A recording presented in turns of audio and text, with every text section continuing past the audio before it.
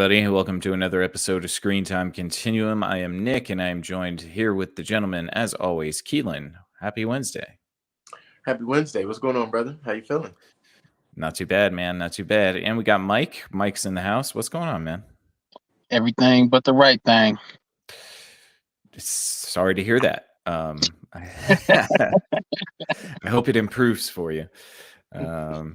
Yeah, well, thank you guys so much for tuning in tonight. We really appreciate it. Be sure to hit that like button, that subscribe button. It would really mean a lot to us if you like what we do. Also, consider leaving a comment when we go live. We always like to interact with the people who watch our streams. So if you have any inputs or any insults, you can always throw those in the comment section, and we will be sure to review them.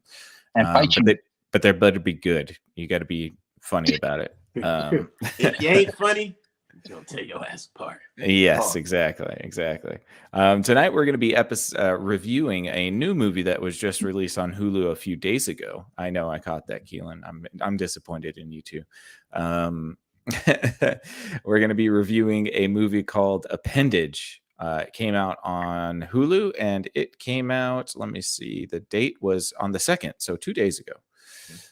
Came out 2 days ago, and it is a newer movie. So let me give the details, and then I will give you guys a fair spoiler warning before we start giving our first impressions and all of that. So here we go.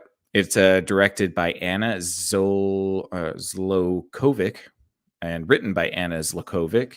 It's also stars Emily Hampshire, Hadley Robinson, Deborah Rennard, and Brandon Michael Smith. With some other appearances by Desmond Borges and Kassar Mohammed.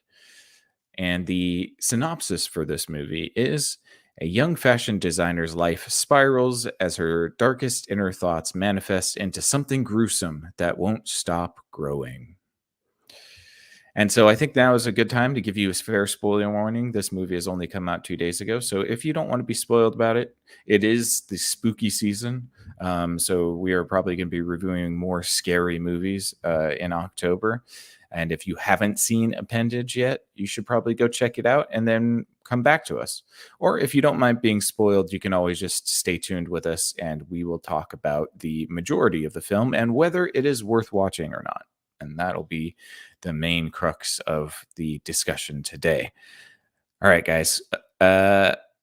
Let's do first impressions. Keelan, Appendage. What was your first impression? How did you like it? My first impression of the movie Appendage. I watched the trailer right before I watched the movie. I wasn't sure what I was getting into with the trailer. The movie has some very, very interesting moments and concepts. Mm-hmm. Excuse me one moment. No problem. To add on to those concepts, it also had a decent actor or two in it.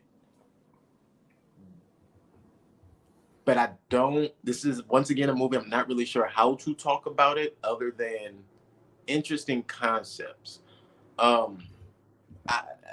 The main star kept giving me Kirsten Dunst vibes here and there, which I'm not sure if that is what she was going for.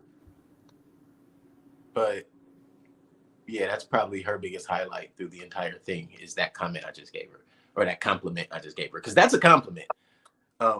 Because, you know, she actually had a successful career. What's her name again? Emily? The actress's name who plays Hadley Robinson. Claudia. No, her name is Emily Hampshire. Emily. What is it? That's who played Claudia. Oh yeah, that's right. I'm sorry, Hadley Robinson. He was right. I thought you made up a name. Yeah. Hadley Robinson, in my opinion, was the best actor in this movie. But the one who played Hannah, Emily, she reminded me of a former actress. I should say that way. But you got it wrong again. Way I'm not saying in a positive way. No, you got it wrong again. So, Hadley Robinson played Hannah. Emily played Claudia. Got it. But yeah, Emily, Claudia, that's the best actress in this movie to me. But yeah, outside of that, I don't. There's a lot to like about this movie. I could just leave it at that. There's a lot to like about this movie. There's a lot of interesting thoughts to take away from this movie, but full flesh all the way through, full circle, I'm not sure how to comment on that.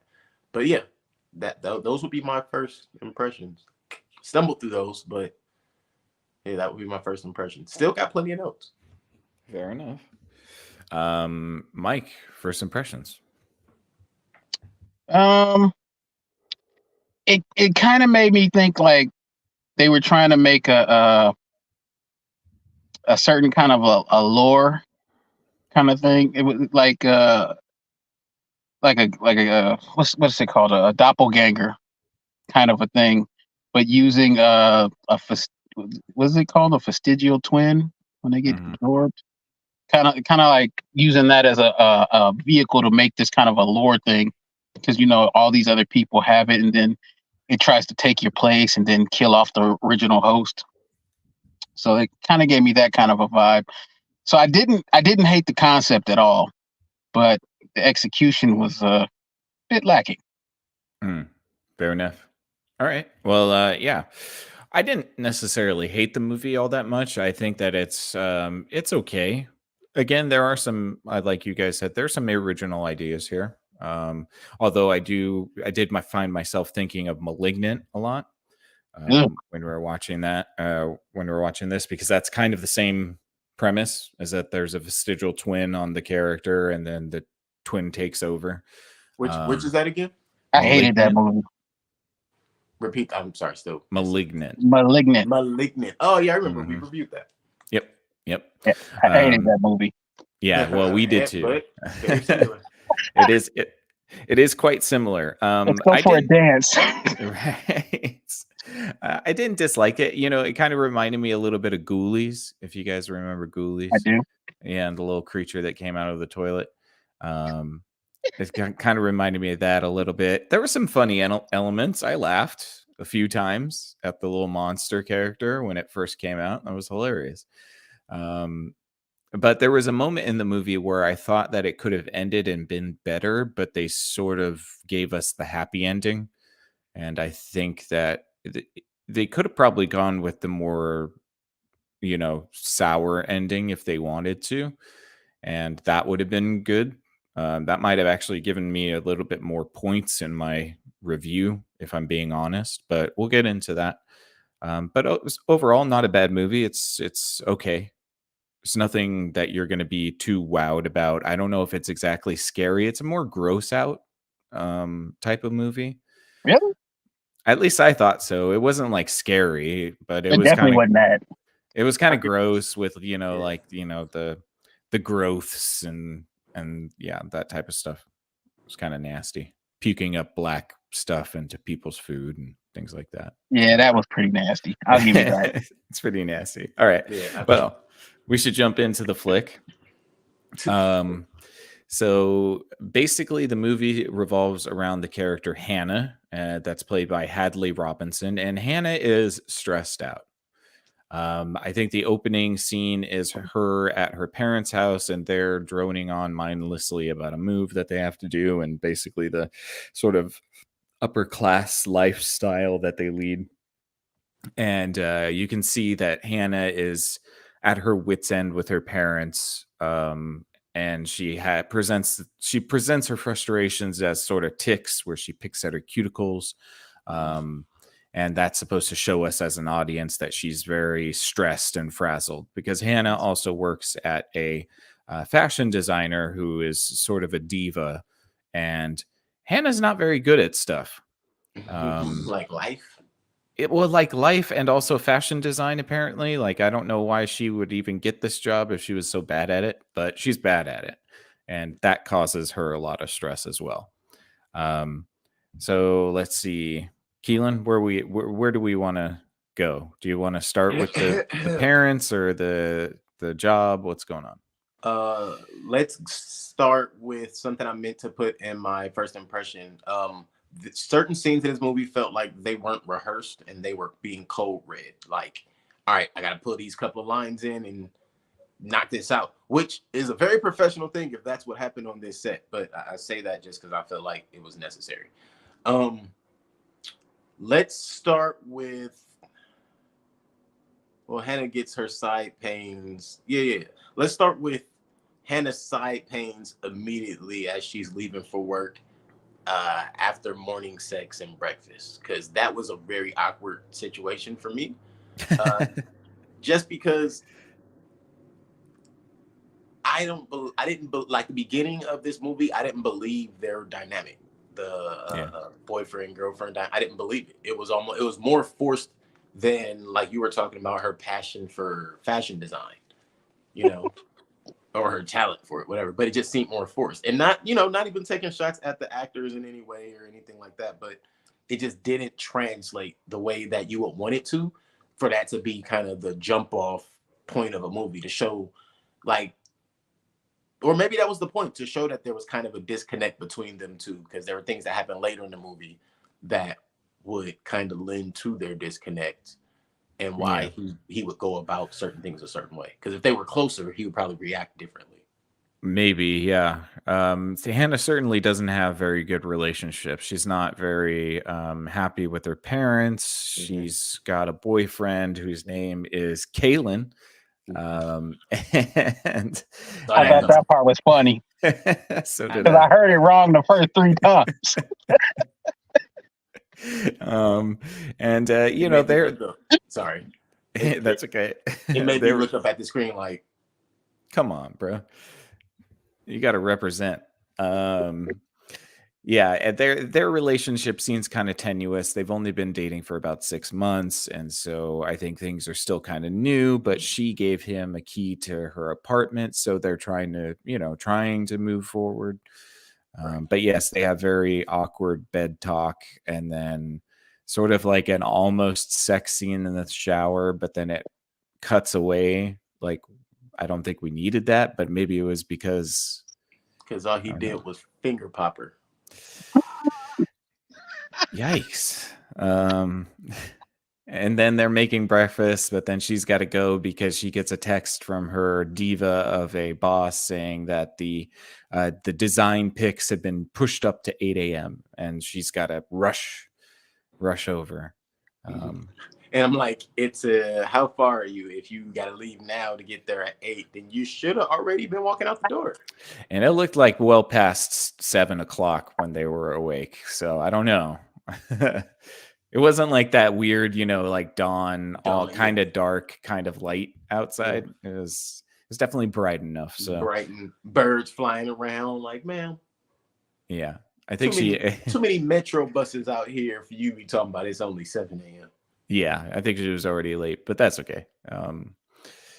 So she leaves her boyfriend Kalen to the house, and he's gonna lock up because he's got a key now because they're in a serious relationship. And he didn't give her no key, but we'll find that out later. That's true. He did not give her a key. And so then she goes to work, and the what's his name? Christian, right? Yes, his name is Christian, played by Desmond Borges. And he's sort of this fashion designer, and he's got all of the people that work for him lined up, and he's picking out dresses. And of course, Hannah's dress is uninspired, and it's a derivative of something somebody else did, and she stole it. Yes, she's a thief because she's not original and she's not very good at stuff. And, I can sympathize with that. I'm not very good at stuff either. So, like, I get that. But how'd you get this job? I thought that the whole time. But it works out later, I guess, a little bit, somewhat, kind of, not really. I had an issue with the way he was aggressively taunting everyone simply because there was no background. Right. You know what I mean? Like, yeah, you just kind of have to take it for granted that he's like an amazing designer and all that stuff. I wasn't convinced. Sorry, but I was gonna say it wasn't even one of those scenarios where like the other workers were groveling at his feet or anything like that. It was just a bunch of people at work here to present. Well, yeah, and then he takes credit for their work too, I don't know I think how that's a that. part of the contract. I mean, probably right. You're a designer for a designer, and then they take your designs. You got to work under him for 8 to 10 years, and then you can do your own thing. But Hannah has a friend named Esther, and she's decent enough at fashion design that she gets a pass from the boss. And they have a little bit of banter. I think their relationship was probably the most organic. It felt like they actually were kind of friends. Probably because Esther's a better actress. Probably. True. Maybe so. Yeah. So what happens? She gets rejected for the gray dress that looks like shit. And then she has more stomach pain. Her and Esther go out to drink. I think this is already the second time we're seeing her drink. Maybe the first, but it could be the second. Yes, she drinks quite a bit. And no. Sorry, actually, she doesn't go out. She's going to go out that night, but instead of going out, she ends up going to Kaylin's house because he invited her over for something special. Which I don't like. They're grown. Why are you something special? And like, ma'am, just tell your friend you can't go out. Well, and something special happens to be playing with RC cars. It wasn't enough for her. It wasn't. I just felt like, okay, that could have been done at any time. That's not really like a special thing. That's just like a special thing is like an anniversary dinner. It's supposed to be special. Right. It's supposed to be special based on him doing it with his mom before she passed away. And he was sharing something deeply personal. And that doesn't hit because you're playing with RC cars, bro. Well, and usually when you do that, it's very organic and you don't set an appointment to show somebody something special. Right. That's kind of weird. Well, it started in the most unorganic way. Apparently she beat him and he goes, "You rump roast." Like what? Like that threw me so far off. I was like, what does that even mean? I just pretended like I didn't hear it and kept going. Well, you couldn't pretend like you didn't hear it because she brung it up. She did. You just call me a rump roast? Yeah, I did. Like, was that supposed to... What is wrong? That's why I ignored it and just kept moving on. That whole... No, I didn't. It's in my notes for a reason. Yeah, I get you. Huh? I get you. It was terrible. But basically... But then she gets a call from her boss again. Well, they try to get a little hot and steamy after he tells her the situation, which I'm like, I don't know if it's the right time to get hot and steamy. Then she gets that text from her boss after the pain in the side, which not gonna say that yet. Then she gets up and leaves, and I'm like, what? Like, so okay, strike one. You got a text. You told me it was from another dude. I don't care if it's your boss, and you just all of a sudden can't be around me. You got to be like, that's a flag to most people. Yeah. Well, and she also knew that she was under the gun and under the microscope at work. So it's like, and he didn't say come to work now. He just said, I hope you have a design ready soon. Right. She could have just stuck around for another hour or two. Or at least explain it fully and then leave. Let's go ahead and make a whole new movie. We are right now. Always do. Have you not heard? This is a movie workshop. That's what we do on this channel. We talk about the entirety of the movie and how you can tweak it just to make it a little bit better. That's all. Just a little bit. Or at least less stupid. Yes. But so she leaves. She makes the new design, and the stomach pain is getting worse, and now it's turned into a creature or a symbiote. She got a whole alien like right, and it came out pretty fast. Yeah, they didn't drag this out. It came up pretty quick, and it developed into a full being outside of itself. And then after she passed out, it detaches itself from her. I do have to say I loved when it was just sticking out of her side and talking shit to her. That was really funny. That gave me like old B film horror 1980s horror movies. Like the good old days. Yeah, like the Ghoulies. Yeah. Like an Appendage. Like, Yes. I really thought that was gonna be the most of the movie, right? Like how like that. I was like, okay, this is about to be stupid and funny at the same time. I thought it was gonna be attached to her the entire movie, and it was just gonna be messing with her. That would have been good. That would have been funny, and it would have been half decent movie. Just that concept alone, running with that for. She would have been grabbing at it, trying to shut it up. Mm-hmm. But it would give her like fashion advice and like help her out with her seamstressing. Yep. But like you know what? That movie might have been too easy to make too. Maybe. Because sometimes you gotta go for what's easy. We all came to that already, you know. Right. Wouldn't have made this part. Wouldn't have made this up. How they went about it. So you know, I'll give them credit for that. Again, some originality, some thought processing behind it to make you go, huh?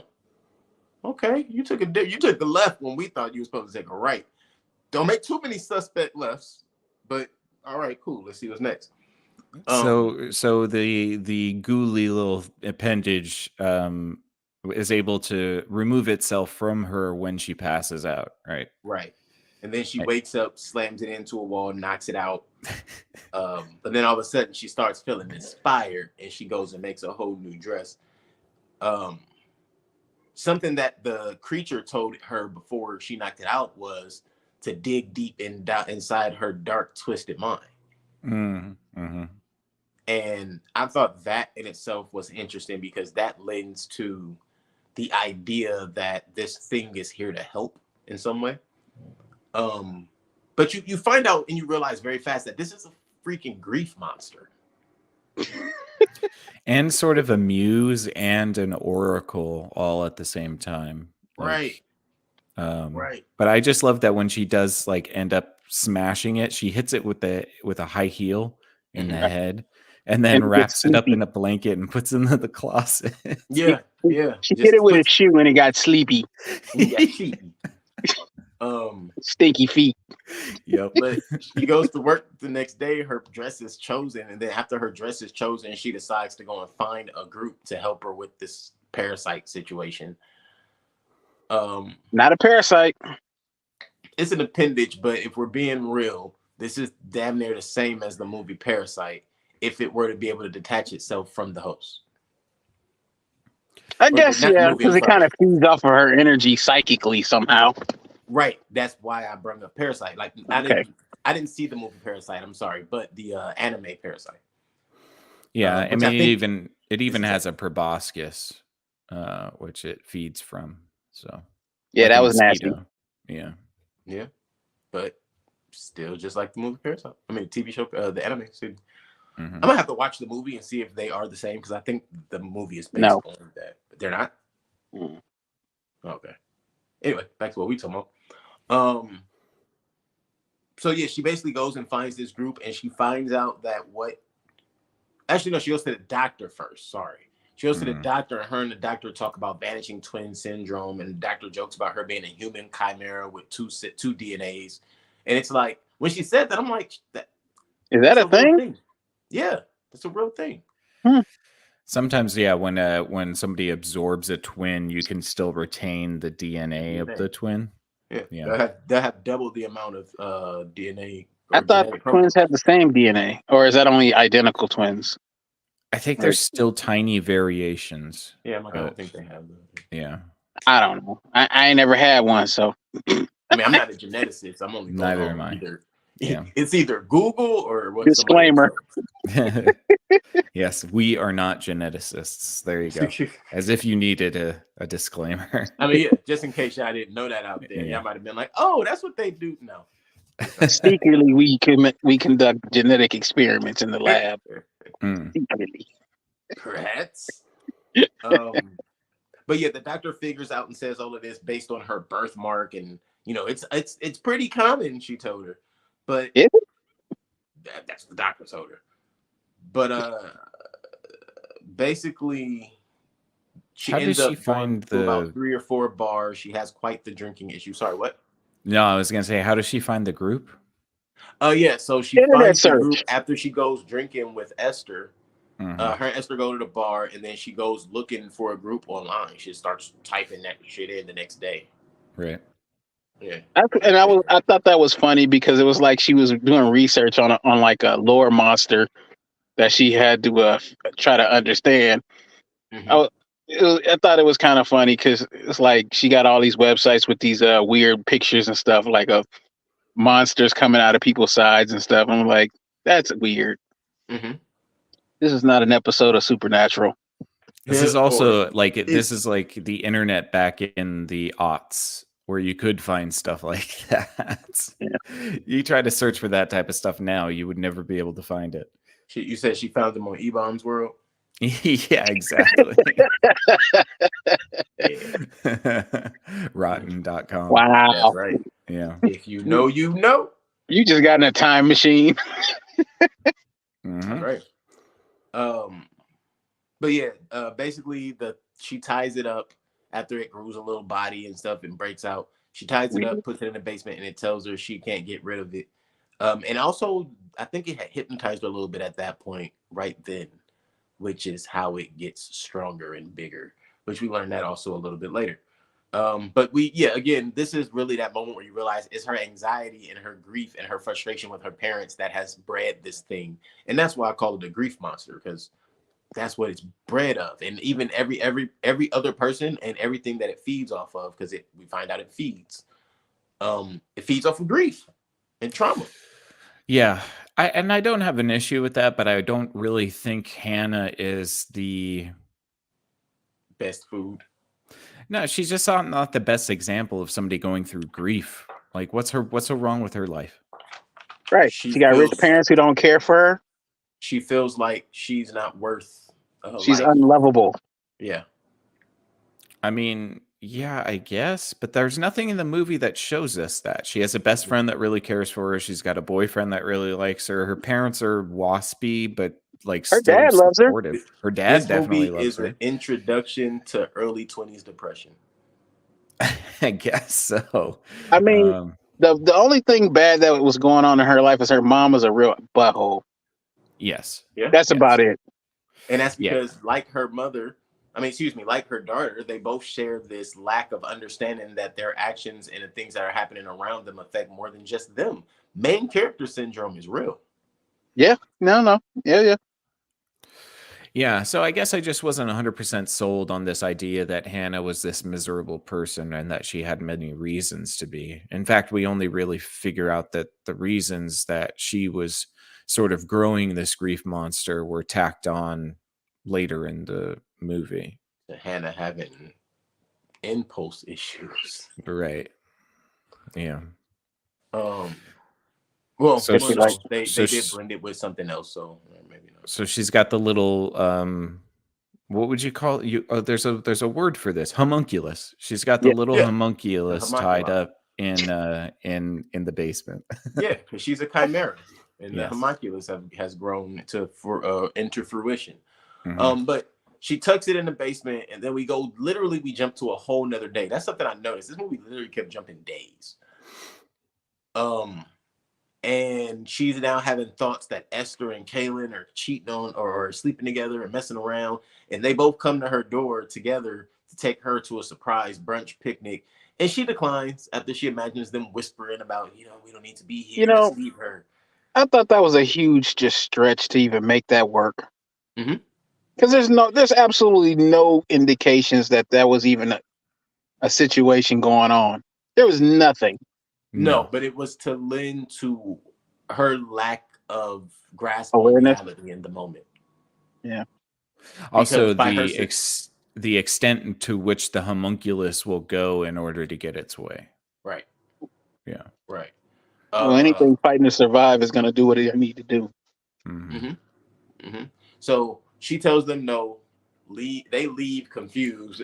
Kaylin's like, "What the fuck?" Excuse me, and walks out. Which actually was one of the funnier moments in the movie to me, because it was like, that actually sounded like a real ad-lib that just happened. Right. Well, because it was one of those moments where you and I probably would have reacted almost the same way. You don't usually see that. That was like a general, like, that don't even make sense. What the hell is going on? I'm confused. I mean, he is an LA dude. You know what? Yeah. Told him he could throw a little sauce in there. He was like, Right. I got you covered. What would an LA dude do? What would I do? What the fuck? Yeah. I'm gonna do that. Or Mhm. bitch. But we trying to stay under. We got to keep the rating right. Right. That's true. So let's see. No. They dropped her and her mother dropped a lot of F-bombs later in the movie. So yeah, they leave confused. And this is actually when she actually finds the group after they left and she gets the situation. And directly after, something I noticed also when they walked in was the snacks were untouched, which make a lot of sense later. Right. Make a lot of sense later. Mm-hmm. At first I was thinking, they go through the meeting. She meets a lot of different people. She meets, what was the doctor's name? Fred, and Fred essentially, he's a practicing anesthesiologist, and he offers a solution to sedate the homunculus, Yeah. and basically render it useless so that you can kind of go on about your life a little bit. Right, because this group is a sort of homunculus anonymous, where all of these people have an appendage that escaped them, and now they all have them trapped in their respective homes and are keeping them sedated in order to keep control of their lives. Was it a little weird to you guys that they would be just so forthcoming about the whole thing in a group setting like that? It was, but then you realize what happened, and then I guess it makes sense. It makes sense. But initially it's like, yes, everybody just got a little thing popping out of them, huh? Well, and if you notice too, crazy, oh, go ahead, Keelan. No, I was just gonna say what else was crazy was the addition of you can't kill it or you might kill yourself. Right, because you're connected. But also, if you notice in the meeting when he goes to the dry erase board, it's a picture of her. I didn't. Yeah, the human, the host, the human. It has her hair, and it's a girl. It looks just like her. Yeah. You know what? I want to say this before we get too far past it. You know how he said, don't kill it because you'll kill yourself. If it, I just was me and sister were both like, you know what? I would have never got to that point because I already killed it and been dead. Yeah. Like in the first few minutes, I'd have stomped it out as soon as it came off. I'd have stomped it to a mud hole in it, and I'd have been like, "Oh man, dang, I got a headache." Right, good. Movie over. Yeah. Movie over. Look, the movie becomes concussion, coma, even. Man, whatever happens, I would have never found out. And it's the meeting where we meet Claudia as well, who's one of the people that has an appendage too. Hey, was she the chick that was in the Pussycat Dolls? Oh, good question. Let me check. Oh, wow. You. Emily. I mean, sorry. Josie and the Pussycat. I know what you're talking about. Josie and the Pussycats. Yeah. Yeah. Is that the same one? I don't know. I'm looking right now, and I can't. I mean, she's been in like tons of stuff. Holy moly! Right. Holy moly! I don't know. All she needs a lisp. I like that movie. I'm sorry. I don't know why, but I do. It's a simpler time. Actually, I do know why. I know it was a good time in movies. Yes. I've always thought that Rosario Dawson was just absolutely gorgeous. Doesn't really? Oh yeah. What a novel idea. And then I heard some disturbing stuff that was all conspiracy, and I can't like her anymore. Well, that's where we're going to end this and continue our movie review. Yeah. But yeah, so the offer of anesthesia, she meets Claudia, and this is when I know something ain't right. The moment after that meeting ends, Claudia invites her back to her house for coffee. Let's be friends. Come to my house. Nah, not even just you invited her to your house for coffee. There's coffee on the table. We could just drink coffee here. Why am I going to your house? Are you trying to murder me? That's what I thought. I thought immediately, like, oh, so she just met a serial killer in this meeting. Okay. I mean, well, don't they all kind of look like serial killers? I mean, look at the building they went to. And then the first lady she meet Looked like she Man, hey, smoke a little something, and I don't mean that that good older stuff. lady looked like she was looking for the man. The knock on the door 4 times, turn around, knock 2 more times, man. Man. So, Okay, so they get to know each other after the meeting, and she, is this when she tells her about how like you could utilize it? No, it's no, afterwards. No, that so was that's later. a little after. So she tells her she's gonna suffer. She ended up going to work at her table. Right after that, she kind of gets inspired. Kaylin shows up, scares her. He notices the mess. They sit and talk. She breaks up with him, kicks him out, goes back to work. And then the next thing we see is the dinner with Claudia. And Claudia even notices her drinking problem. And it's the next time they hang out when, they kind of discuss Hannah admitting she knows she has a drinking problem and talking about her accident and all of those kind of things. Then Claudia tells her, it has an ability and you can use its ability. And that was interesting. But she basically tells her that the ability that it has is clairvoyance and it tells the truth to you, but you have to risk mind control and it feeding off of your brain. You have to let it talk long enough to get what you want, but not so long that it hypnotizes you to black out where it can take your essence. Which to me, I just wouldn't take that chance. Don't take that chance. It's a bad chance to take. Didn't have much good to tell her anyways, right? Nope. Nope. Like, you ain't giving me, look, shit, you ain't even telling me nothing that's not going to go through the average person's head any damn way. The first thing I would ask is, what are the next Powerball numbers? Bruh.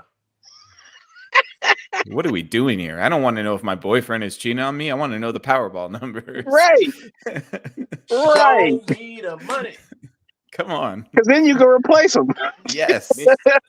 Look, and then buy out your fashion firm. Right. Right? Yeah. You shriveled up know-it-all.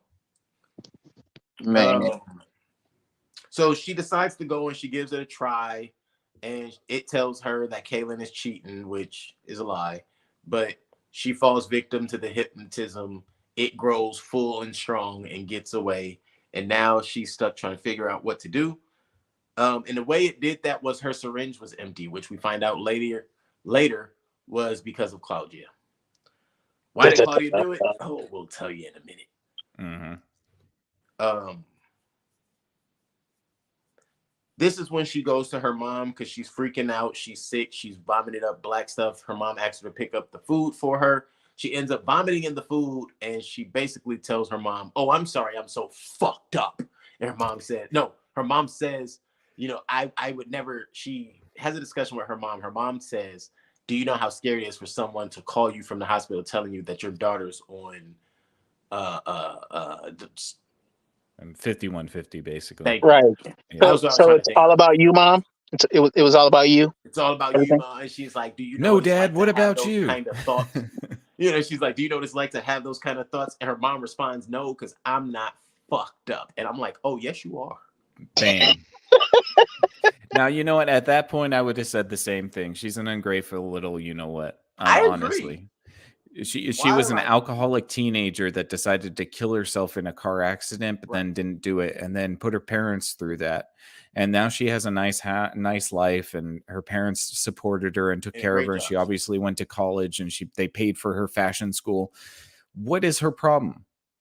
I'll tell you her problem. Yeah, makes sense to me. That's all I can say. Okay. But it's that rump roast comment again coming back to me. She dates guys who say shit like that. That's her problem. Yeah. That's comes with the territory, I guess.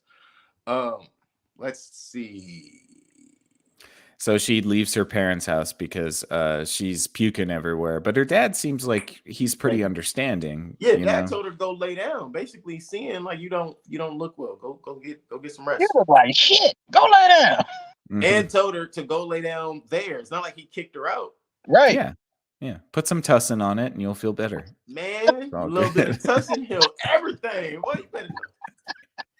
You got to get the orange one. Don't get the cherry. Yeah. It can't taste good. It's got to be original flavor. It's got to be awful tasting. Because It that tastes good. motivates It's you to got feel too much better sugar. faster, so you don't Yeah. have to taste Right. it no more. That's right. That and some cod liver oil, you'll be good as new. Oh, Ooh, good Lord. gross. Mm-mm. The You talk burps. about Not clean look, you out. and not fish oil, cod liver. Two different things. Absolutely different. Right. Everybody, I take fish oil. That's not the same thing. That's not the same. Old heads no. You trying to get your omega-3s up. That's not what we was doing. We were No, just trying to boost our immunity system. that's internal lubricant right there. That is definitely engine oil right there. Yeah. Body engine oil. Man, Yep. we were playing slip and slide. So Hannah says, "Screw you, supportive father. I'm going to go to my friend because she said she was going to take care of me." But then she just goes home, right? She goes home. She He goes tells home her and friend to lays meet her down. at the house.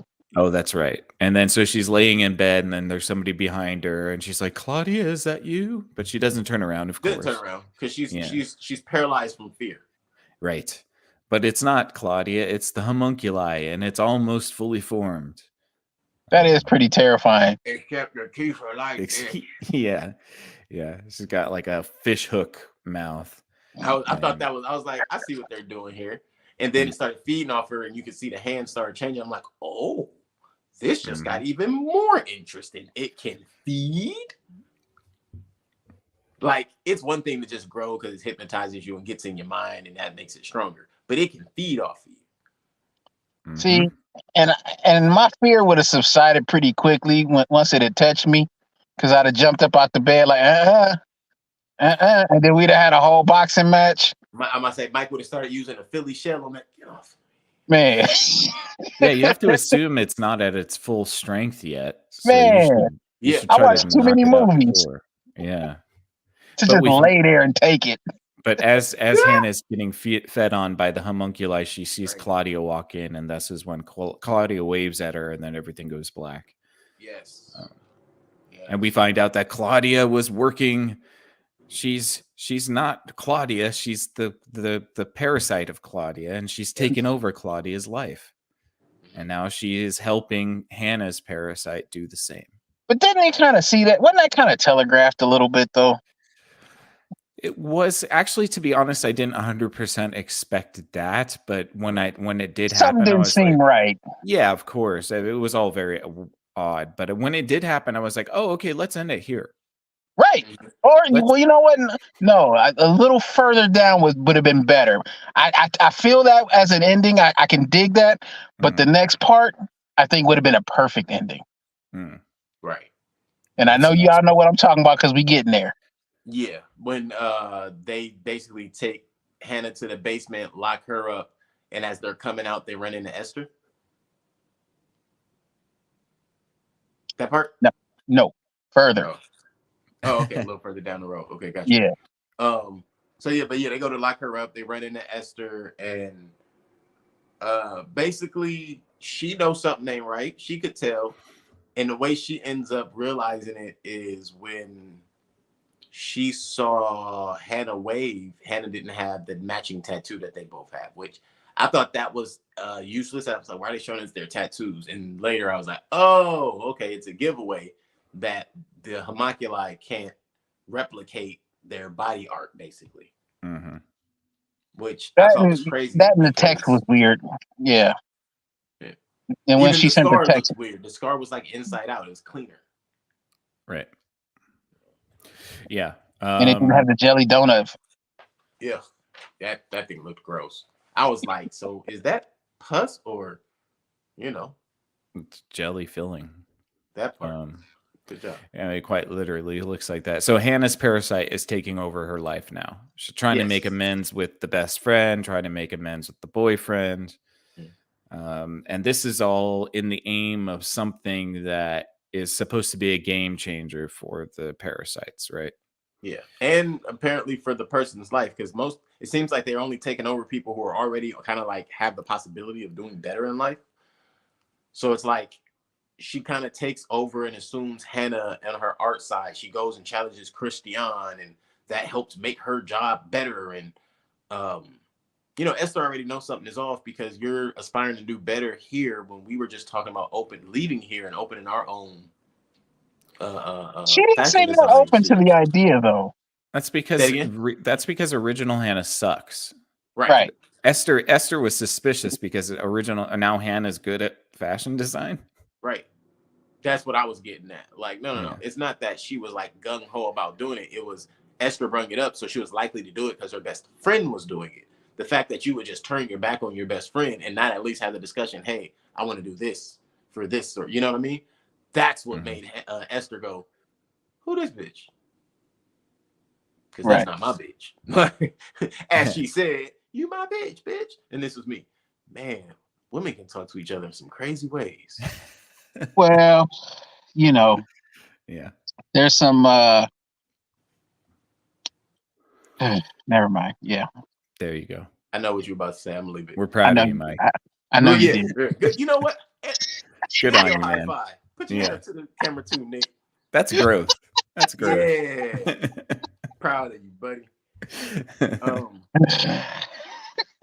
So he's just gonna bottle it up for years and years until he just can't let it go anymore. Over. Yeah. Spills over. So we find out that all of the appendages are meeting up now, and they are notified that the Hannah has appeared out of Hannah. So the appendages now know that the appendage Hannah is loose and regular Hannah is locked up, and they're all celebrating, and they start sharing methods of feeding, and they're killing humans in front of each other.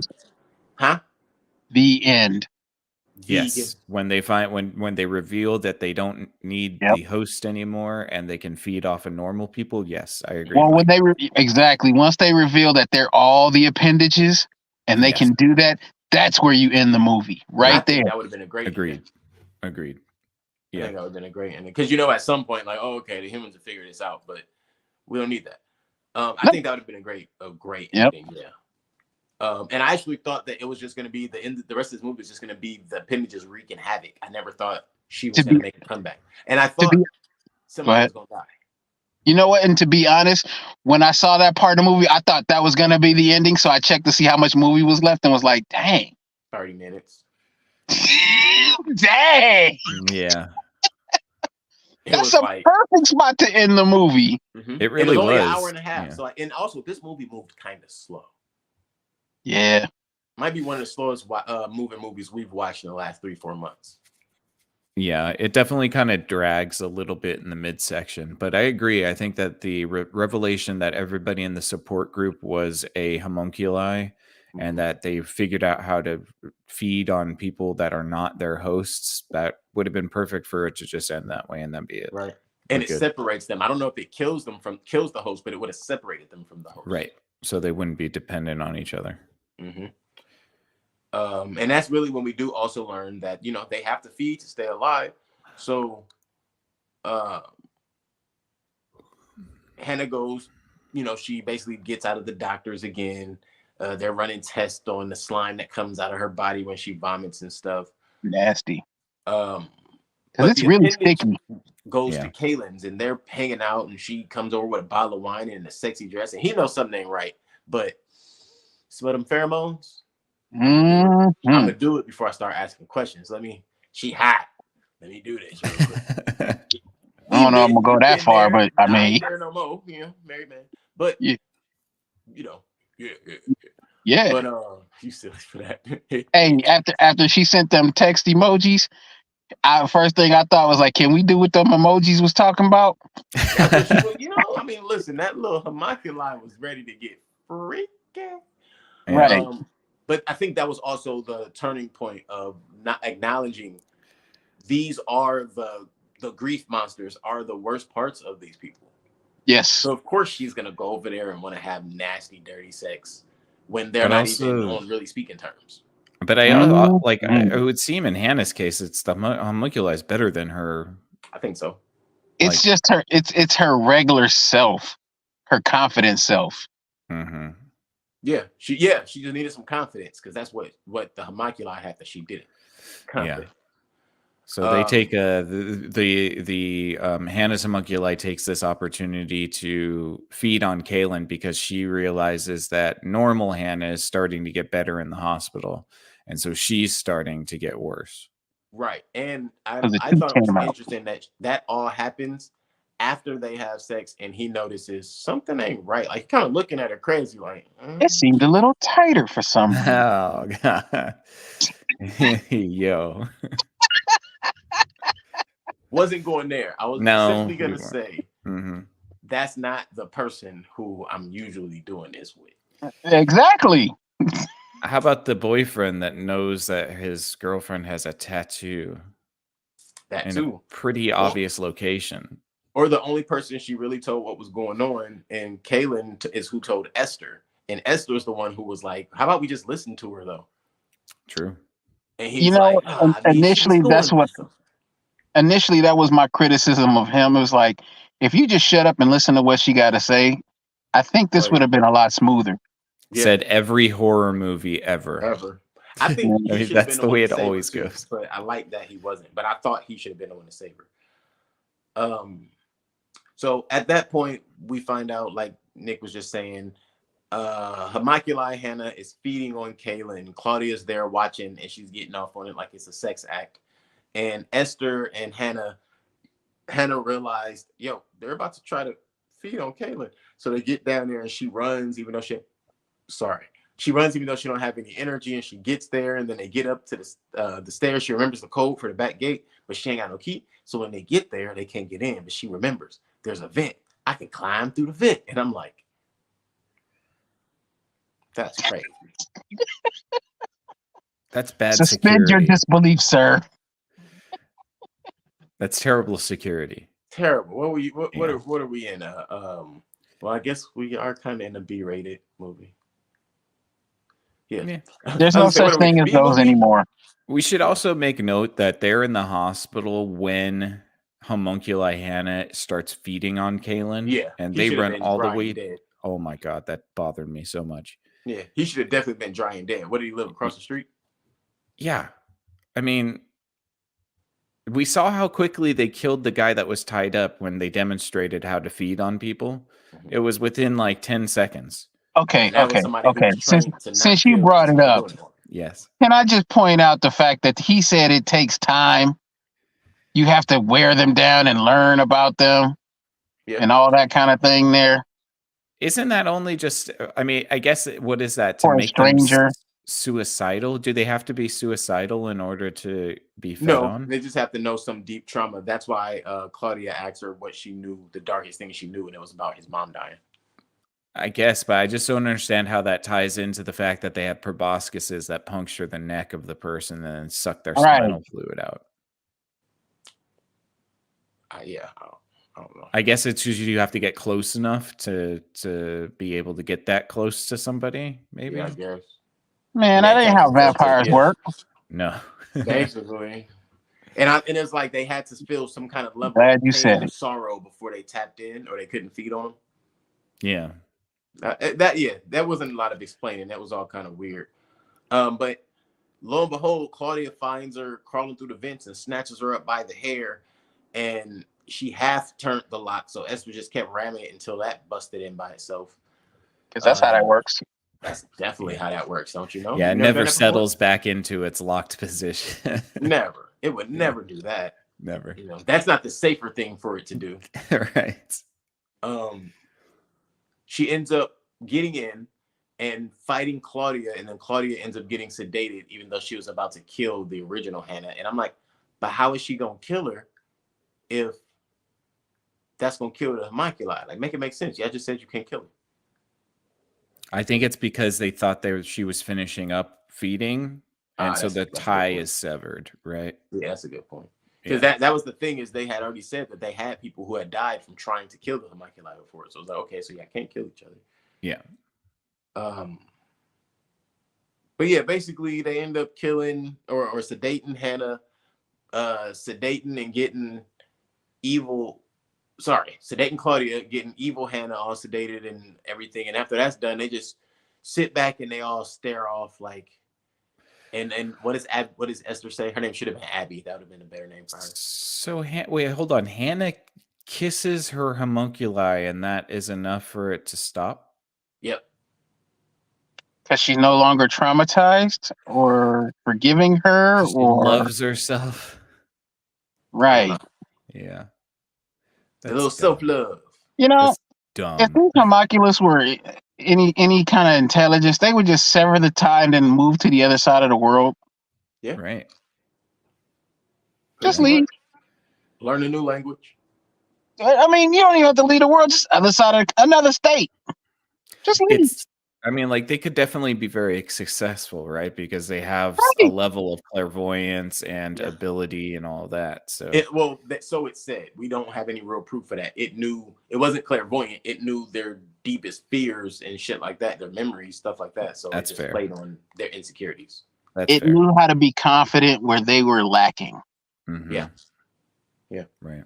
So So Hannah kisses her homunculus, and that's what causes it to go back to its shriveled up state. Did you hear a Because saxophone playing when that scene happened? no. no, certainly not. But I guess what it is because Hannah came to terms with her grief monster and all of the criticisms. Because I guess we didn't also say that the homunculus tends to be overly critical. Mm. So the fact that she comes to terms with it and kisses it means that she's fully healed. So the homunculus can never grow again. Yeah. Yeah. Well, that I don't know if it can never roam again. Because what does she do? She, after they sit and stare off into space, and that thing could never be you, Han. Terrible ending line to a movie. She ends up going to confront her parents, telling them that she's always felt invisible, and it's like, for how? Never mind. Go ahead, finish. Get your what? We were supposed to say that's right. Get your shit off, Hannah. No. And her whole spiel to her mom is like, sometimes I just need to be sad, and that needs to be okay. And her mom just is like, okay. Perfect And I'm like, response. yeah, don't look like parents were ever fighting. Was this whole movie a PSA on mental health? I mean, kind of all movies are nowadays. Can't avoid it. Good, thank you, Nick. I was sitting here like, what did he see different in this movie that wasn't in? Never mind.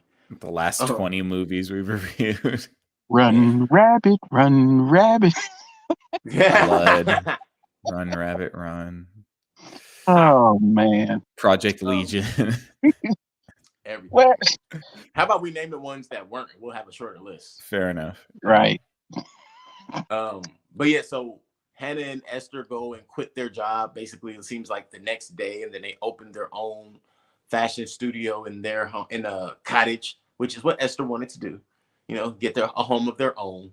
But what had me just roll my eyes and shake my head was Esther's doing work in business talks on the phone, you know, making deals, making appointments. Hannah's doing some seeming work, and then she pricks herself again, just like she did at the beginning of the movie. And a little bead of blood shows up, and all of these crazy thoughts flood back into her head. And she gets up and she walks into the attic, or walks up to the attic, and we see it's all set up kind of like an 80s nursery. And what do you see in a little baby crib that's rocking? It's the appendage. Yay! All swaddled like a little child. Right. Yeah. Well, two women. Never mind. Nope. Don't do that. You might. She gives it a little pacifier in order to calm it down, and then she rocks it back and forth. Weird, dude. The pathology that, like, Freud would have a field day with that scene alone. Honestly. Right. What, the sharp teeth? No, just the sort of like pathology that all of that illustrates, this idea that this woman would no, I can't even get into it because I get in trouble. I'm sitting here like, I get in trouble. We can talk about I can't that. even say it. But Freud, I stopped myself. ask ChatGPT what Freud would say about the last scene of this movie. Yeah, use one of your ChatGPT free tries on that, please. Somebody post that in the comments. It'll be entertaining, trust me. But yeah, whoo boy. Who do you think wrote this movie? A very talented writer. Oh yeah, right. Yeah. Look, man, we trashed Run Rabbit Run and got taken down for that. So yeah, we're not gonna do that again. Oh, yeah, we should probably stop mentioning that too. Then we're so screwed. Right. I'm like, that is the movie. Yeah. But yeah, she swaddled the walking pimple into a baby. It's weird. Mm-hmm. It's weird. And put a pacifier in its mouth. And then rocked it and sang to it. I'm just glad it didn't say "mama." I mean, it might as well. I mean, right. It looked like it was getting sleepy when she put the passy in his It mouth. was. Yeah. Apparently, it's also lost its hypnotizing powers. It's too weak. She's become impervious because she's made peace with herself. And she cut its tongue, so I guess that cut its abilities. Right. Can't talk now. Yeah. Weird. Well, wasn't it still talking after she cut its tongue? No, it didn't say a word after she cut its tongue. Right. Okay. Movie over. Kissed its bloody mouth. Yeah. Oh yeah, nice. Yeah. Sorry. But yeah, you want hepatitis? That's how you get hepatitis. Do you want AIDS? Because that's how you get AIDS. All right. Well, that's the end of the movie. So it's time for our fantabulous reviews and our ratings. I guess I should go first because I picked it, right? Sure, go ahead. Yeah, I'll go with that. Okay. Yeah. To be honest, I didn't hate the movie. I think it's a lot better than things that we've watched before, but it's not that great. I think that you could have ended it on the twistier ending, and that would probably raised it up a little bit for me. There were moments where I laughed. I thought the homunculus was actually funny when it was a little gremlin thing that was talking mad shit to her. That was entertaining. There were some shallow moments to it, though, too. I feel like the chemistry between characters wasn't 100% there. I don't feel that the main character, Hannah, had enough for... She wasn't sympathetic in any way, and I feel like more and more now we're just seeing these characters that the movie tells us we need to be sympathetic towards because they're the main character, but they're not actually giving us anything there. So that was a downfall for me. Is it a scary movie? No, not necessarily. It is kind of gross. It's kind of funny in like the B 80s horror movie genre. Is it terrible? No. Would I watch it again? Probably not. Probably not. I think this is like a 4 or 5 for me, 4.5. I don't think it's bad. I think it's about middle of the road. You know what? Let me bump it up to a 5 because I want to be fair to it and just say that I was entertained. It made me laugh a couple times, which is kind of a feat because I'm a robot. So if you can get me to laugh, then it's got to be at least pretty entertaining. So, yeah. I think it'll be a 5 for me. Nice. I probably liked it as much, but cannot rate it as high. Again, I thought there were some really interesting concepts. The whole use of a real life, I don't think that's considered a disease, but syndrome, so to speak, a real life medical condition. Utilizing that, extending from that, and just expanding to the length of which they did. You don't often see something detach itself from someone and then become a full person of its own. That was really cool. The connection between them, the way that there was a lot to like. There was a lot to like, but there was also a lot of glue that was, too old. The glue the adhesive didn't make it stick as great as it wanted to. And because of that, I think it affected how I took in the movie, how I was able to absorb it and how it hit me. So because of that, I'm only going to be able to give it a 3, but I don't dislike this. I don't know if this is one that I would go back and watch. Like if I walk in and someone's watching it, I'll probably be like, oh, I've seen that. And then I walk away. But conceptually, I could see a remake or a different version of this, and I would probably sit down and watch it. Fair enough. That already came out. We didn't like it. That's true. Malignant did already come out. So this is the better version of the one we didn't like. Yikes. There you go. Mike, what about you? What would you rate this one? I'm kind of waffling between a 4.5 and a 5. because like you guys said, it wasn't terrible, but it didn't rock my socks. That's for sure. Right. Between the pittance of a story we get and some of the way that they tried to make it an occult kind of thing, I kind of could dig that, the concepts behind it, but yeah, it between the acting being mediocre, um, the story just didn't hit home for me. If they would have ended it right at the part where the whole group comes out as a group of homoculi that already turned on their host, I probably would have been like, okay, I can rock with this, because then that sets up either a sequel or just a whole threatening thing. But the way they ended this movie, I really didn't like it, because I was thinking, so you got all of these weird homunculus out here eating people, and you don't tell nobody. You don't set this up for. You don't even try to kill none of them or save any lives. You just let it all happen. Is that Pretty where we much. kind of leaving that? It's like I could rock with that. I mean, I know you scary, but I mean, go tell a cop something. Get this investigated somehow by somebody somewhere. Fair point. I don't know. I was disappointed in the ending. Fair enough. Yeah, me too. 4 or 5. 4 or 5. 4 or 5. Yeah, that's fair. I think that's fair. I think the ending is pretty weak too. So that brings our rating to about a 4.2 for this movie. And I think that's okay. It's not awful.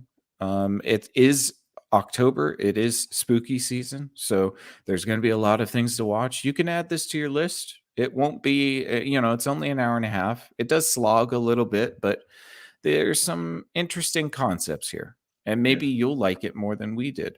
But I think I was going to say, I think it's a good watch when you got a little bit of time to burn, but you got somewhere to go. I think it's a good watch in a moment like that.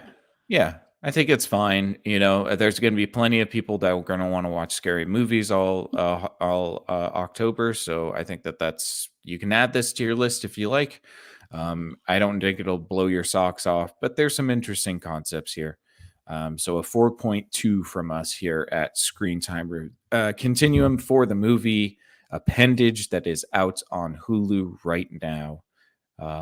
Hopefully you guys enjoyed this episode. I know I certainly did. We tried to rework some stuff. That's what our episodes are usually for. We like to recount the entire movie and tweak some things where we think it could improve. And maybe it does, maybe it doesn't. Maybe we're just full of it, and that's okay. But thank you guys for tuning in so much. We really appreciate all of you out there. Please consider giving us a thumbs up and a subscription to our YouTube page. That would really help us out. We have been stagnant there. We haven't grown any followers in the past 3 weeks. So if you stumble across this and you like what we do here, just consider giving us a subscription. It would really help us out a lot. We're trying to grow that audience out, and we can't do it without your help. So thank you all out there that tuned in tonight.